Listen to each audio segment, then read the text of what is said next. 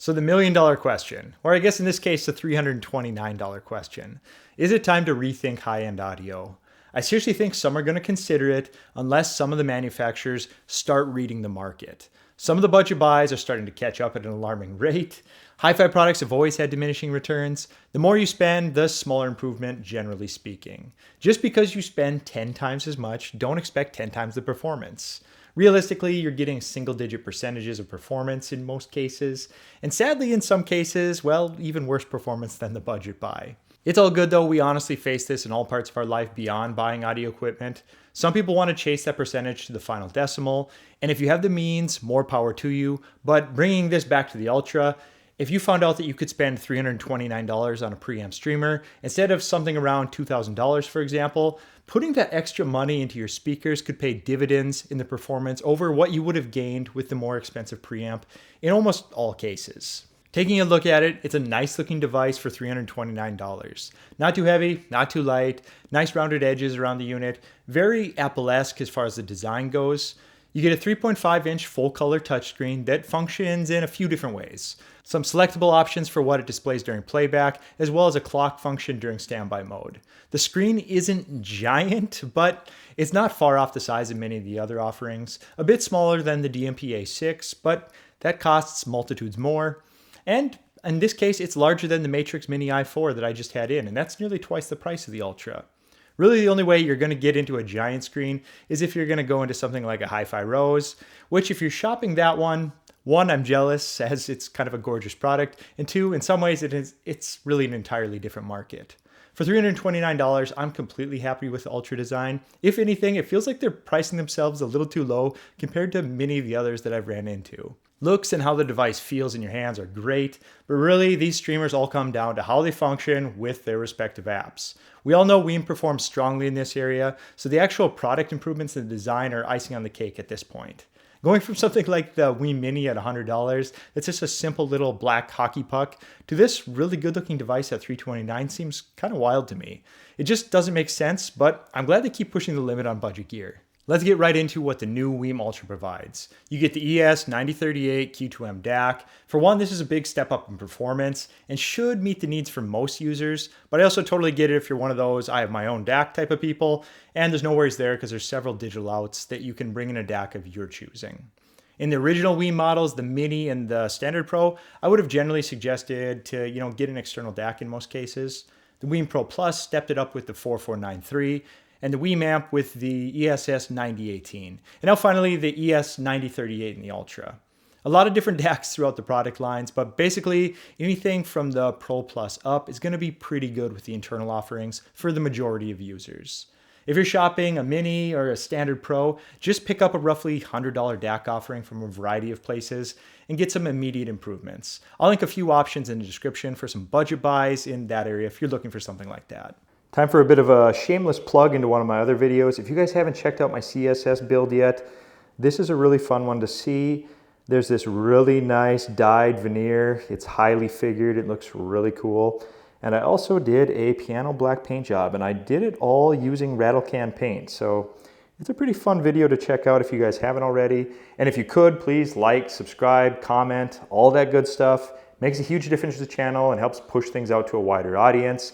I really appreciate that. Another huge selling point on this one that you generally don't get on anything under $1,000 is room correction. And honestly, you're lucky if you get it on products anywhere near $1,000 either. You can take measurements using your phone and create a customized correction for your space. Stick around till later and I'll go through the settings and demo the process a bit. And now into the streaming options, which tends to be pretty important on a streamer. Believe it or not, some of these, are missing some of these key things, but luckily today with the Ultra, we pretty much have everything out there. We get Tidal, Tidal Connect, Spotify Connect, Roon, Qobuz, Deezer, iHeartRadio, and one of the streaming services many of us use, including myself, that many of the other streamers tend to miss, and that's Amazon Music. I'm a Tidal and Amazon Music subscriber for the record. I tend to need both to vet a lot of the equipment I get in. And that's because, like I said, not all of these streamers can support all the services. So sometimes I'll get a streamer in, say that it doesn't have Amazon Music availability, so I'd only be able to test it over things like AirPlay 2. So on those ones, I would just switch over to Tidal, vice versa, things like that. Not many of the streamers on the market today offer a direct integration with Amazon Music. Generally, you're limited to AirPlay for that one. This isn't new for WiiM. They've had Amazon Music support for a long time now with all of their devices. I just wanted to highlight it since it's missed nearly across the board, except for just like off the top of my head, the Eversolo DMP-A6, A8. Those ones do have an Amazon Music integration as well. The last Matrix streamer that I had in, that was a no-go. Another feature you get on this one is two-way Bluetooth. You can wirelessly receive audio from compatible devices and send audio to compatible headphones and speakers. There is a headphone amp on this one, which really highlights its versatility and makes it a strong contender to place on your desktop. The headphone amp surprised me in a good way. I was easily able to drive a pair of Sennheiser 6XX headphones to decently loud levels. I mean, actually loud levels. I could surely do, a little bit better maybe with quality if I had a standalone amp. But for one included in this device at this price point, it actually does really well, and it would suit the needs of most headphone users unless you're trying to run something that's, really demanding.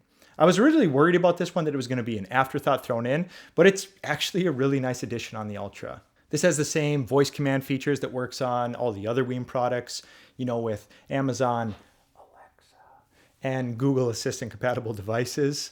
Super easy setup, takes about a minute, and you have voice control over the device. I'll show you that one later in the video once we go through the software, but you can connect to it using your already in place devices or what we'll get into next, the remote. I really appreciate that they don't nickel and dime you into buying a separate like a lot of the others. The last streamer I reviewed, it was a $50 edition, which is actually absurd, I think. This one is simple, but it's actually nice and an effective remote. Power options, track controls, voice control, and even some presets that can be set within the app. Now let's take a closer look at the connections we get on this one. We get an analog in for something like a CD player, for example, or cassettes for the really wild folks. I know you're still out there, and I actually did pick up one at a rummage sale. It was quite a while back. I plan to clean it up, but I just haven't got to it yet. This little hole in the rear here is actually a mic for syncing up units for multi-room audio configurations, basically tuning the device to be in sync with the other units. A built-in phono preamp that supports both moving magnet and moving coil. I tested both and was quite surprised at how well it did for a budget phono. Phono preamps range anywhere from, $30 up to several thousand, so you generally might not expect much from this one, but I put it up there with phono preamps that range around that 100 to 150 mark that I've had in for review. Fine-tuning will be limited for cartridges, so your results may vary, but it certainly gets the job done for the most part. So certainly nothing to scoff at, as it's simply an integrated unit, perfectly acceptable for most users. You also might have noticed this ground plug as well. It's included with the unit for grounding your table as well. Now we have an optical input, which might be the connection to your TV or CD transport. Generally, this will go to the TV if HDMI isn't available. Then the HDMI, which is always welcomed. I feel that way anyways. This one is a huge plus and something that might be enough to push people from the Eversolo DMP-A6 over this way and save some money while they do it. The Eversolo has multi-channel audio only, and this one won't have that, but that's actually my preference. HDMI ARC is much more useful in my use cases. Another thing to note, the HDMI in this one does have CEC power control, so it's not going to be like the Matrix streamer I just reviewed that could only handle volume functions.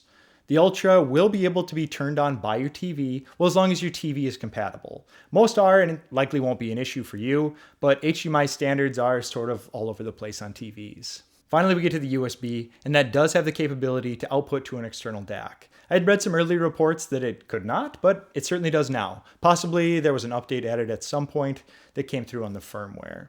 This is also going to be where your personal media library is going to come in, or to serve as a network device to the other WiiMs connecting to this. On to the outputs, and first the RCAs. These are going to go to an amplifier or powered speaker of your choosing. I have them going to an Audiolab 6000A, configured in power amp mode at the moment. This likely would have been going into my Audiolab 9000A, but sadly that one bit the dust recently. The amp section just completely died, so it is what it is on that one, and that one's off to the repair center. There is no XLR balanced option on this one. I would have appreciated it, but we don't get one today. And can we really even complain when we're getting everything at this price point? This one is pretty big in some ways, and it has a lot of great features. The sub out. There's only one single, so if you have stereo subs, you're going to need to pick up a Y adapter for that config. The sub out itself isn't crazy by any means. A lot of products have that. But when you combine it with the software, it becomes a lot more powerful. And when I run through the software options later in the video, I'll show you everything you can do with this one. It might be a lot more than you're expecting. The sub-out is only offered on the Ultra and the WiiM amp, but it's a huge addition to the product line in my opinion. You have 2 more digital output options between the coax and the optical. You can use this as a transport only and bring in a DAC of your choosing if you'd like. And Mini will go this route as the software on these is quite strong in comparison to much of the competition. In between those digital outs is the trigger out, and this will likely be used to trigger on a powered amp. In the simplest form, when you want to listen to music, this will wake up the amp once the Ultra is turned on. Or in TV mode, the TV would wake up the Ultra over the HDMI, then the Ultra would then wake up the amp. And when this one goes into standby mode that you can set in the settings, right now I have it set for I think 2 minutes, that will trigger your amp off as well. So everything simply turns on and off just as it should. The next one isn't pictured or visible, but it's the Wi-Fi and Bluetooth 5.3 capabilities. This one does support 6E, which offers a nice bump in streaming performance. I have a 6E network here, and rarely do I even get any devices that even have the ability to utilize it. Next is the wired Ethernet port, and I'm glad they offer it, but I'm also glad this isn't the only option. The last streamer I had in was twice the cost, and Wi-Fi wasn't even available on it. A hardline is great when you have one available, but Wi-Fi just opens you up to so many more placement options. Not everyone has a hardline connection waiting around every corner. So you can see we get most of the desired connections out there. I still feel like the pricey units do have their place in the market in build quality, connections, and in some cases a dedicated function that can surpass what an all-in-one budget unit can accomplish. You can certainly do better, but just remember the cost of performance won't be linear. It gets to be a game of small incremental gains for some really large substantial amounts of money in some cases. The WiiM really falls into that sweet spot of pretty much enough for everyone, in my opinion. It feels like I've been waiting ages to get this one. I personally couldn't wait to start testing it because for one, I felt like this would fit the bill for a lot of people that are new into audio, as well as people who've been around the block a time or two.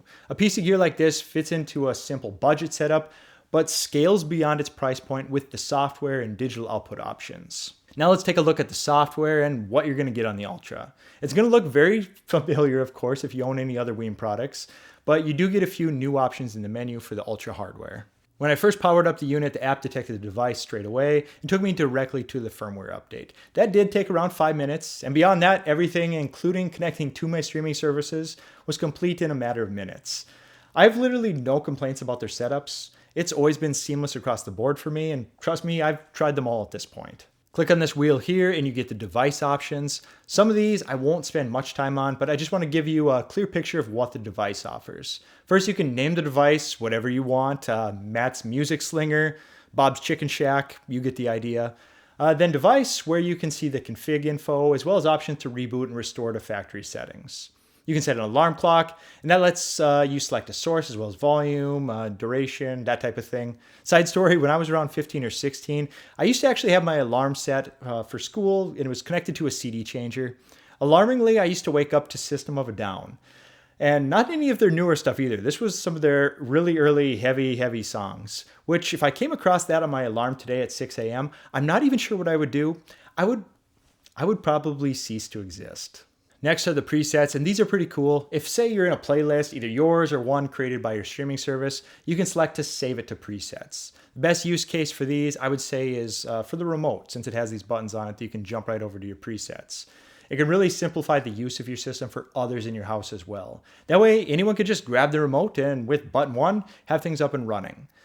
Worst case scenario, in my house, I probably would have a button dedicated to Taylor Swift with 3 girls, but that's okay too. On to the next one, network status. The most useful one for myself here is the Wi-Fi strength. You may need to play with the 2.4 versus 5 gigahertz settings, and that's depending on your network configuration. Standby mode will be the time it takes to go from when it's idle into standby. When you have the trigger plugged into the power amp, it'll also turn off your amplifier at that time and go into this mode where it shows the clock. A remote setting, and this one's just going to show your remote pairing as well as your battery life for the remote. Then screen settings, which is obviously going to be a first for WiiM. Adaptive brightness is your typical dark room it dims. Bright room, well, it brightens depending on your needs. You can just turn that off and max it out if you desired. You can also go directly on the screen and turn the entire screen off itself. And that's one thing I'm hoping for in a future update, that we get that ability from the app as well, because right now you do have to do it from the screen on the unit. The playback screen offers 3 options at this point, one with a smaller album art and more details, one with large album art, and finally one with simple VU meters. Knowing WiiM, I wouldn't doubt we see an expanded use case in this area. We'll probably get some more options coming. Lastly, there's an option to turn on the 24-hour clock mode. Now getting into some of the sound settings, we get EQ, and what's really nice here is each source can have its own individual EQ configured. And of course, like other WiiM models, you have the graphic 10-band EQ, as well as a 10-band parametric EQ. You also get the in-house made EQs if you want to go something like that. You don't want to do anything custom. But rather than that, what I would suggest for nearly everyone is to just use the room correction. Basically tunes your speakers to your space and the conditions that they're facing. One caveat here is that at this point, you do need an iOS device for the tuning, either a phone or an iPad. I have both on hand, so it wasn't an issue, but if you're an Android household, you're gonna need to borrow something in the iOS family to get it going at this time. I did come across some info on the forums about a beta test for Android users, so I think an update is coming to open this up for everyone as well. I know Buchart Audio also used to operate this way with their room correction. You were kind of forced to use the iOS phones, things like that. But now they're actually offering, there's an upgrade to an external mic, so that could always be in the cards as well for a WiiM product like this. Basically, to complete the room correction, you just need to sit in the sweet spot where you listen and position your phone at ear level, pointing the mic at the speakers. I would also suggest to remove any case that you have on your phone while doing the measurements. Some things like that could impact it. And it does give you a test to make sure everything is working before you start the correction. Then you just start the calibration. It's a typical room sweep sound that you get if you've ever configured a home theater. And once it's complete, you get a chart of the original sweep as well as the corrections. You can even go into details and see exactly where the gain was added or removed. If you go into the settings within the room correction, you can select the frequency response to measure, as well as select between different target curves that you're looking to accomplish. This is really slick at this price point, and one of the reasons why WiiM is simply pulling ahead in the streamer world. I would realistically suggest a WiiM product to anyone looking within $100 to $1,000, and alarmingly likely higher. The software is honestly that good, and just flat out better than most of the competition. On a side note about the room correction, if you're comfortable in RU software and already have a mic like the UMIC, it still may be the way to go here, but as far as the average user, the room correction is a great addition. Next, we go into the audio settings. Not going to spend much time here. Set your audio output resolutions as well as your balance. Audio output, you can select the output. I'm using line out into an amp. You can also select your DAC filter type of your choosing at this spot. The default is going to be linear phase, fast roll off. Now on to another crucial one, the sub settings. You can select the level, then more importantly, the crossover frequency. This will come default at 80, but it can be tuned depending on your speakers. If you have really large floor standing speakers, you may want to drop that down, or on the side of other things, you may have small bookshelves that only can reach, say, 100 hertz. You're going to want the sub to take over much earlier in that case because it's much more efficient at producing these low frequencies. This type of fine tuning can really improve your listening. Once it's properly dialed in, your subs will handle the lows. It'll pass the baton over to the speakers to take over at the crossover point, and sort of a seamless blend. It's all automated within the software. If you lower the sub crossover, the speakers will take on more. If you increase it, the speakers will take less and the subs will do more. My advice here would be to blend the sub in a bit earlier than required for the speaker. The less the speaker has to handle the low frequencies, the less distortion it will produce. Check out your manufacturer's specs on your speakers, and that'll give you a good idea on where to set the crossover. A few more settings to look at here. We have phase 0 or 180, as well as latency options for the sub and the main speakers. Audio input up next. I have mine set to Wi-Fi for streaming purposes at the moment. You can also make some selections to turn on auto sensing for the line in and optical, so it'll automatically switch over if it's detected. The other two I want to touch on here would be the per source volume control, which I would personally enable so that you personalize the volume to each device. Depending on what's hooked up, you may have some dramatic swings in volume. The other is the HDMI CEC power control.